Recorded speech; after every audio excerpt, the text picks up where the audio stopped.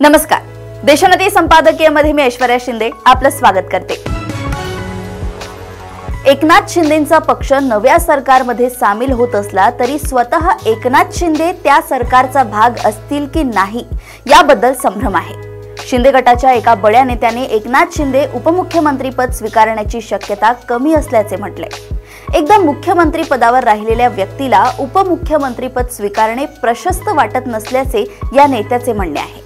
अर्थात हा शिंदे गटाचा अंतर्गत प्रश्न आहे। मुख्यमंत्री राहिलेली व्यक्ती पुढच्या सरकारमध्ये उपमुख्यमंत्री किंवा मंत्री म्हणून सामील झाल्याचे याआधी बरेच वेळा घडले आहे।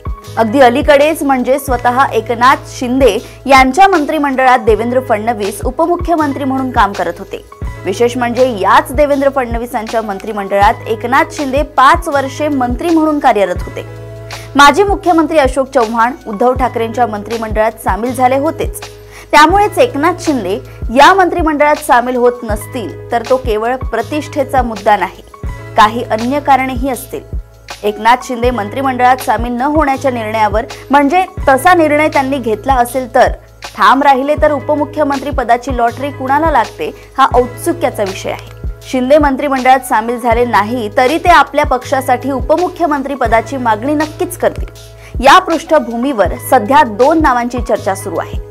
एकनाथ शिंदे आपल्या सुपुत्राला राज्याचा उपमुख्यमंत्री करू पाहत असल्याची चर्चा आहे, परंतु ही शक्यता तशी कमीच आहे। श्रीकांत शिंदे सध्या खासदार आहेत, फार तर केंद्रीय मंत्रिमंडळात त्यांना चांगले पद मिळू शकेल, परंतु राज्यात त्यांच्याकडे इतकी मोठी आणि महत्त्वाची जबाबदारी दिली जाणार नाही। दुसरे चर्चेत असलेले नाव दादा भुसेंचे आहे। दादा भुसे एकनाथ शिंदेंचे निकटवर्तीय मानले जातात, शिवाय सलग 5व्यांदा ते निवडून आले आहेत। मंत्री म्हणून काम करण्याचा त्यांना भरपूर अनुभव आहे, त्यामुळे त्यांच्याकडे उपमुख्यमंत्री पदाची कमान सोपवली जाऊ शकते। अर्थात ऐनवेळी एकनाथ शिंदे देखील धक्का तंत्राचा वापर करू शकतात। अशाच राजकीय घडामोडी व अपडेट सोबत पुन्हा भेटूया देशोन्नती संपादकीयमध्ये। बघत रहा देशोन्नती। नमस्कार।